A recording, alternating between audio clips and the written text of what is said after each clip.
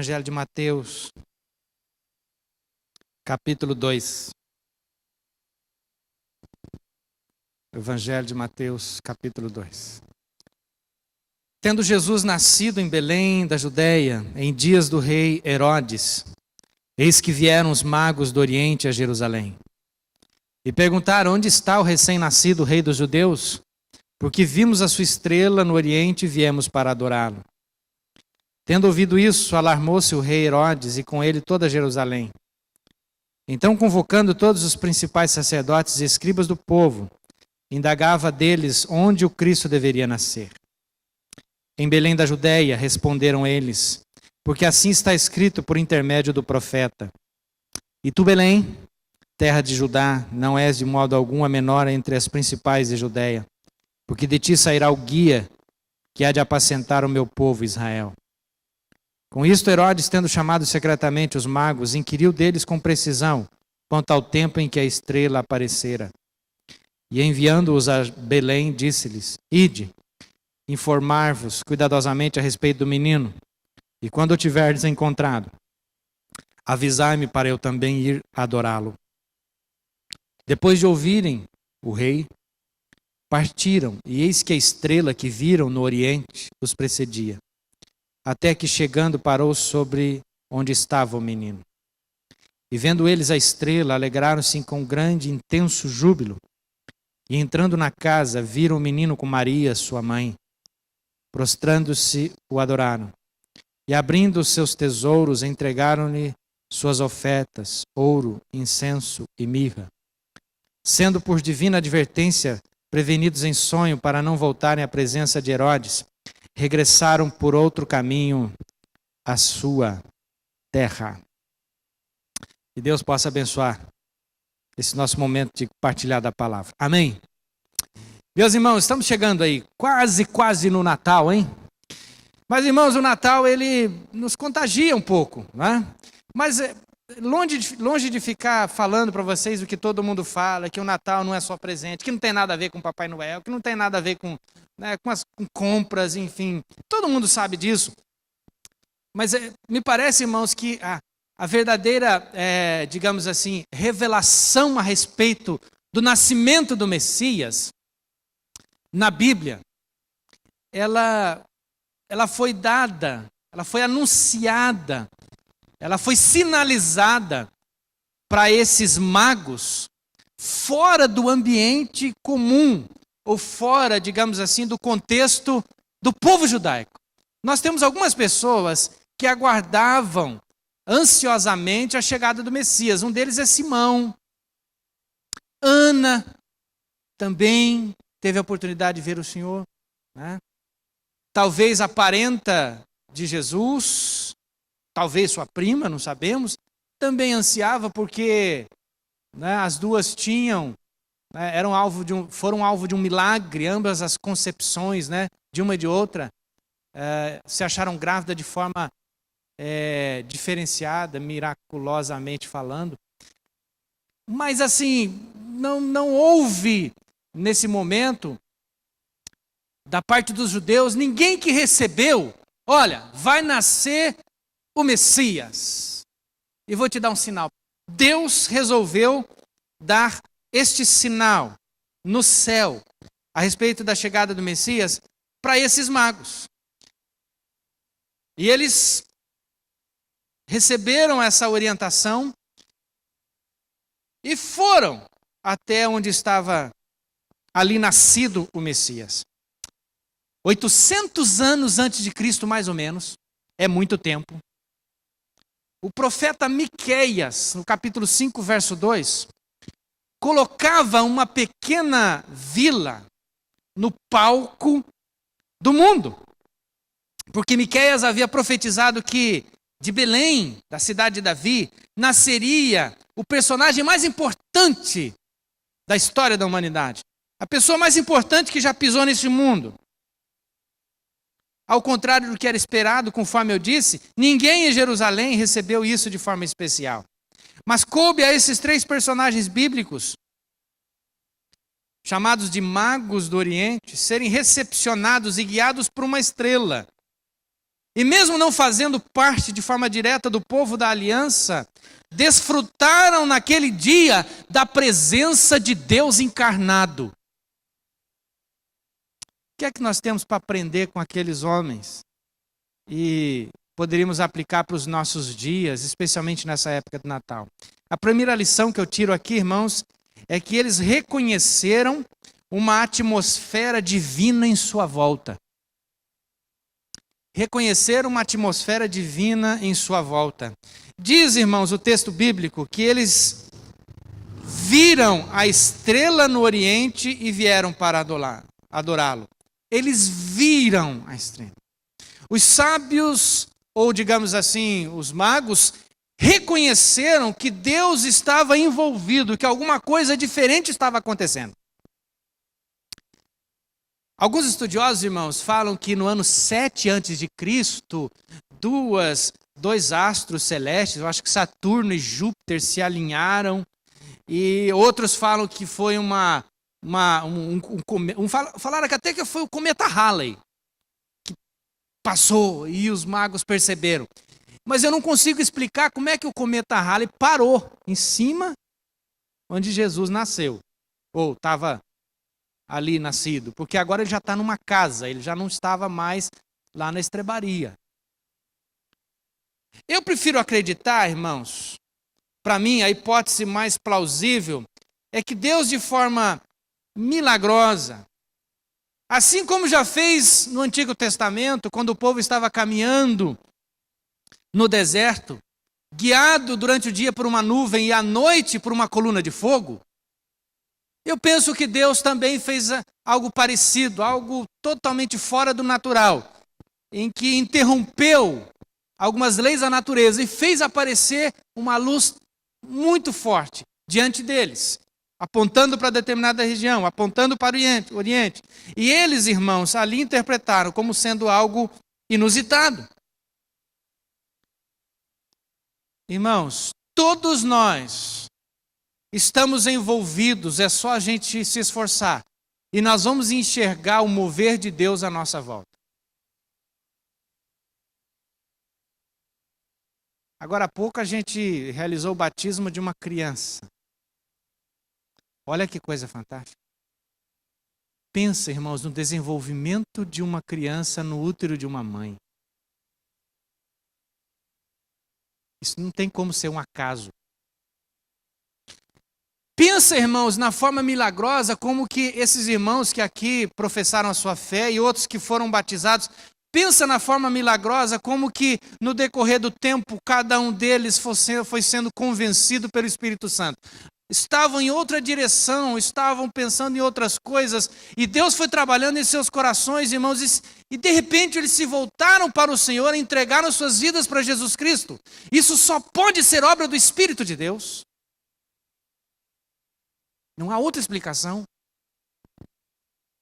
Porque nascer de novo, irmãos, é obra do Espírito Santo. Então nós estamos aqui sentados com pessoas, irmãos, que foram alvos de milagres.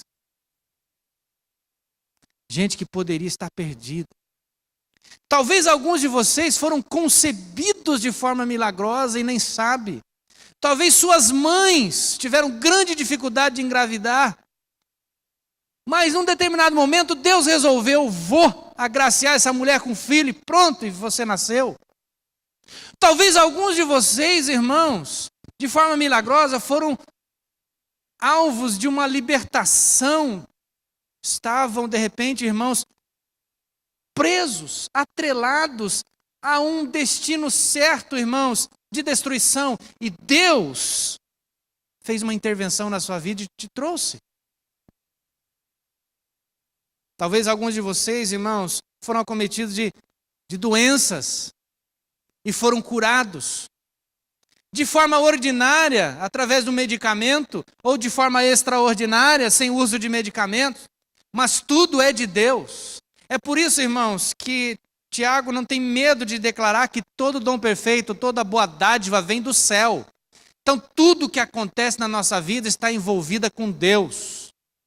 Não tem na nossa vida uma separação daquilo que é sagrado, daquilo que é profano. A gente pisa nesse chão. E se eu descer aquele degrau, eu sei que se eu pular, eu vou para baixo, porque existem leis determinadas para isso. Deus estabeleceu à nossa volta, irmãos, um substrato, um lugar, uma atmosfera para a gente viver. Isso é milagre. A existência da nossa vida também é um milagre, porque, do ponto de vista, irmãos, da lógica, a nossa existência é tão possível quanto a nossa não existência. Deus decidiu, resolveu fazer a gente existir. Estamos, irmãos, envolvidos com milagre. Na igreja, quando nós recebemos um abraço de um irmão, de uma irmã, quando alguém nos ajuda, quando alguém estende a mão, quando alguém ora por nós, há uma atmosfera divina à nossa volta, irmãos. Só que muitas vezes a gente não reconhece. A correria, o ativismo, ou até mesmo, irmãos, a vida religiosa sem vida, faz com que a gente perca a noção do sagrado à nossa volta. Porque a gente passa a viver de forma mecânica.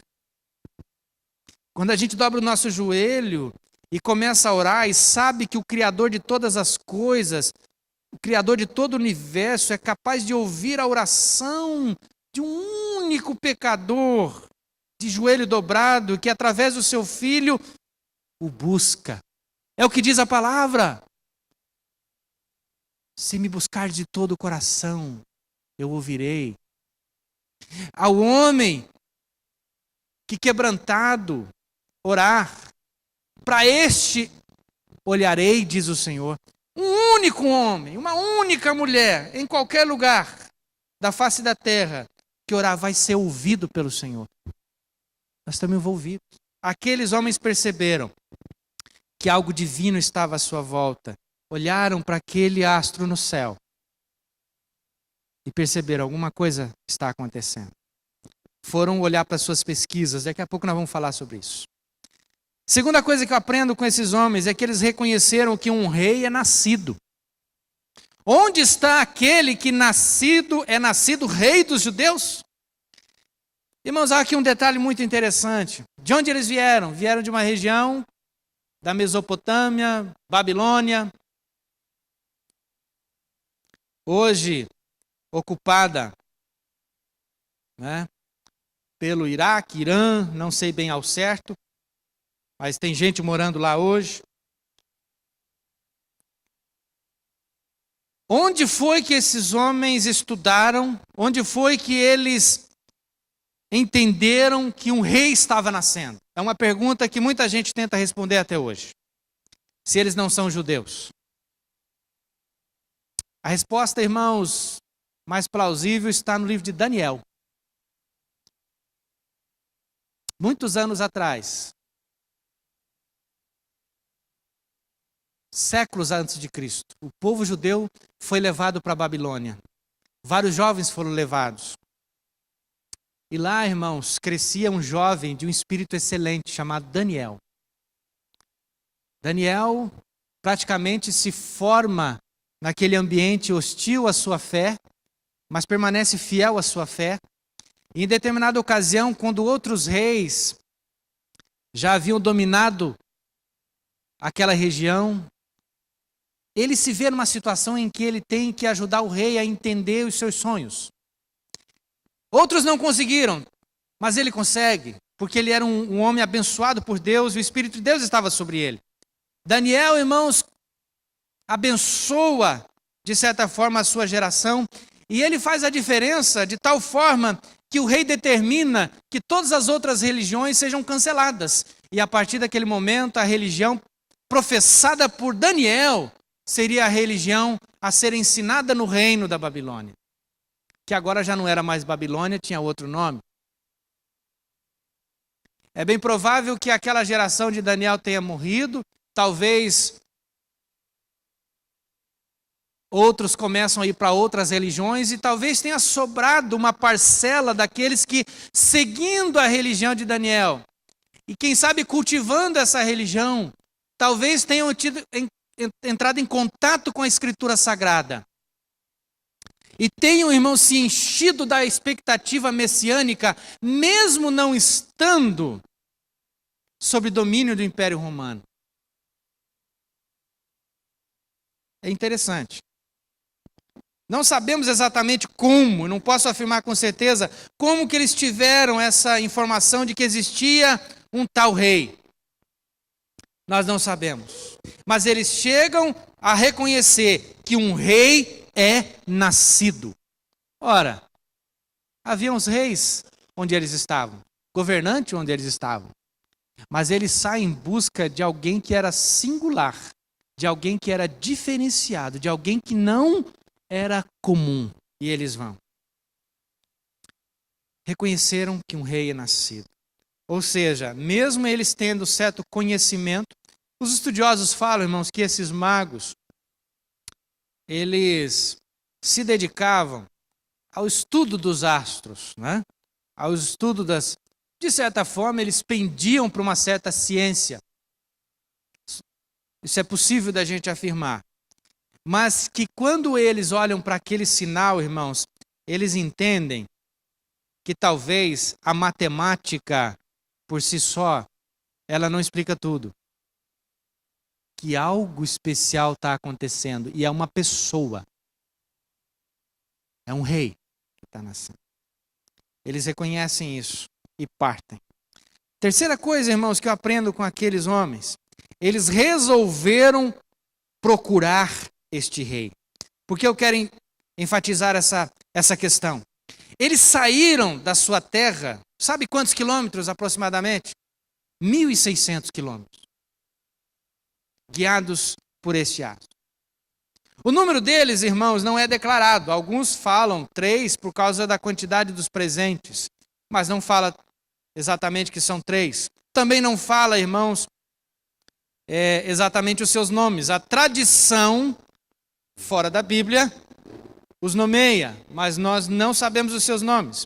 Mas a ideia, irmãos, é que talvez, sendo 3, vamos imaginar que assim sejam, são levados, ou quem sabe eles se reuniram entre eles e falaram, vamos atrás, vamos descobrir onde é que está o rei, e partiram nessa jornada.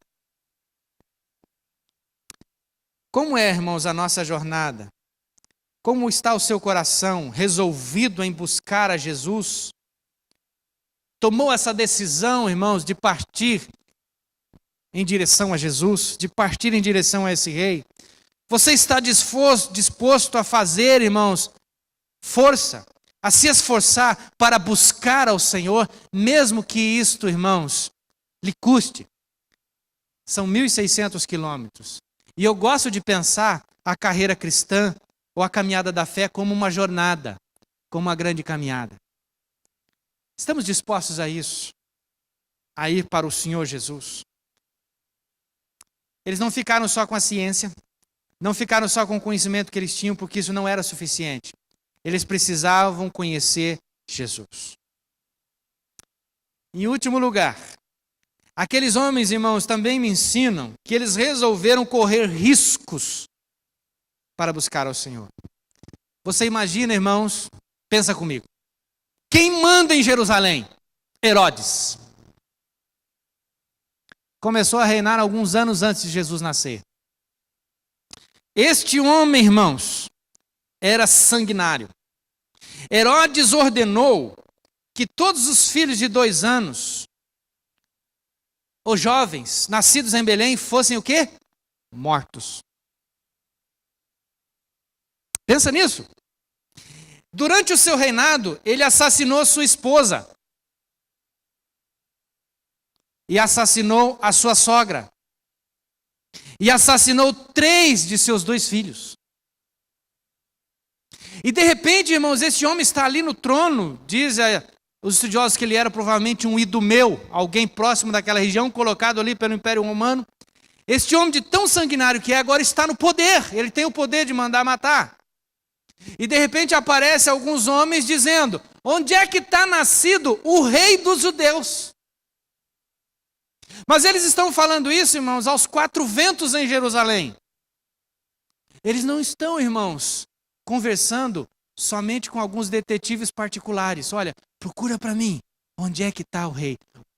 O original da Bíblia dá a ideia que eles, irmãos, estavam anunciando. Cadê o rei dos judeus? Viemos aqui buscar o rei dos judeus. E Herodes fica sabendo disso.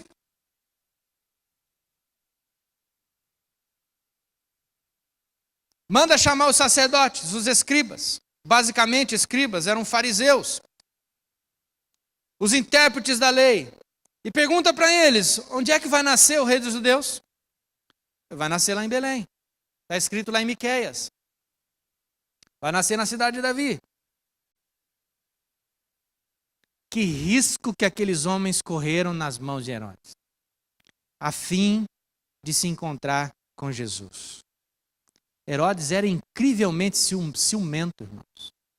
Ele mandou matar os que estavam à sua volta e seus filhos, porque não queria deixar o trono para eles.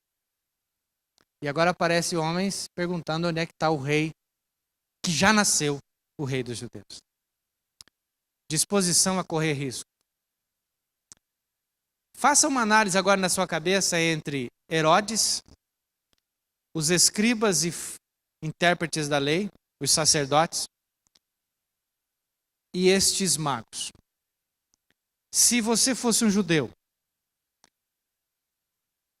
recebesse esse testemunho de que homens saíram de 1.600 quilômetros, esses homens são estudiosos, e esses homens perguntam onde é nascido o rei dos judeus.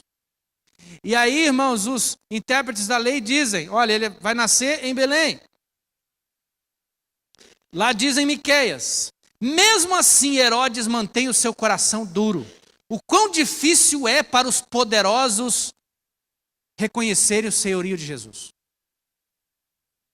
Segundo, os intérpretes da lei e os fariseus, os escribas, que na maior parte eram fariseus, não poderiam ou não deveriam acompanhar aqueles homens. Falar, vocês vão aonde? Nós temos uma estrela guiando a gente. Eu quero ir lá ver, porque eu também quero conhecer o Messias. Não, eles não vão. Nem sempre, irmãos, viver num ambiente religioso significa que nós estamos dispostos a conhecer verdadeiramente o Rei dos Reis. Porque eles deveriam acompanhar aqueles homens. Não era algo banal. Eles deveriam acompanhar. 5, ou melhor, concluindo, aqueles magos, irmãos, foram recompensados com o mais sublime presente que alguém pode receber. Eles entraram naquela casa quando aquela estrela ali parou, quando aquele astro ali parou diante deles. Entraram naquela casa e viram ali o menino nos braços de Maria. É tão interessante, irmãos, que todas as vezes que Mateus retrata Jesus com Maria, Mateus retrata o menino nos braços de Maria. A ênfase na construção, na contagem, quando Mateus conta essa história, a ênfase está no menino. Todas as vezes. Aquele astro ali para em cima daquela casa. E aí aqueles homens, irmãos, o que acontece com eles? Eles ficam tomados de alegria. Tomados de alegria, irmãos, antes mesmo de chegar, de entrar dentro daquela casa. E eles ali depois entram. E quando entram, irmãos, já entram adorando, já entram oferecendo um presente digno de um senhorio, de um senhor, que é ouro. Um presente digno de santidade, de que alguém que é santo, que é o incenso. E um presente, irmãos, que dignifica alguém como sendo um sacrifício, a mirra. Abriram os seus cofres diante do maior tesouro que a humanidade já recebeu. Entraram na casa e com o menino ali nos braços de sua mãe, não se contiveram. Não puderam conter a emoção, a alegria. E isso redundou, irmãos, numa adoração, que é uma resposta com tudo que sou e que tenho a alguém que é tudo.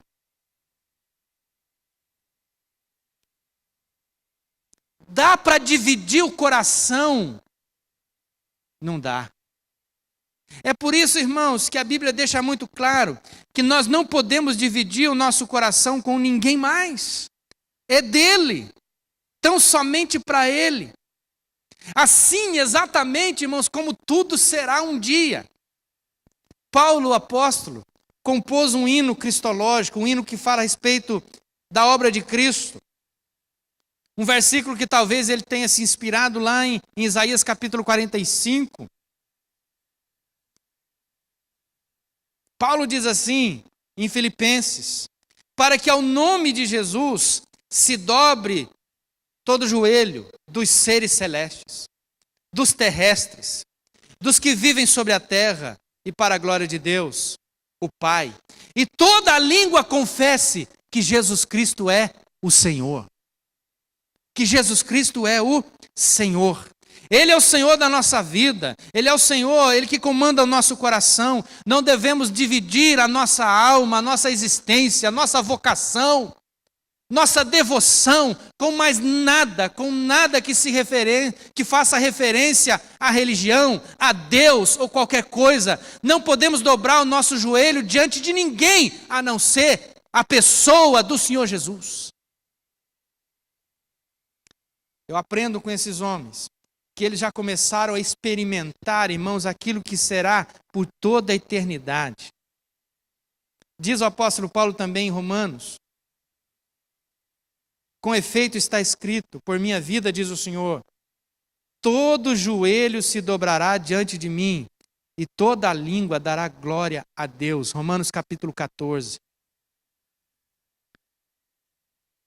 Eles foram recompensados com a presença do Senhor. Irmão, se você tomar essas mesmas atitudes que aqueles homens tomaram, de reconhecer Deus à sua volta, de procurar enxergar pela fé essa atmosfera divina na qual nós estamos. Cuidado com essa necessidade que a gente tem de enxergar somente a obra maligna. Veja Deus à sua volta. Veja a sua obra à sua volta. Se você reconhecer que você tem um rei sobre a sua vida, se você resolver a procurar de Jesus diligentemente, a caminhar na sua direção, se você resolver correr riscos por amor a Jesus, abandonar tudo aquilo que te prende e se voltar tão somente para Ele, mesmo que isso lhe provoque danos, eu te digo, você experimentará a presença do Senhor na sua vida. Que Deus te abençoe.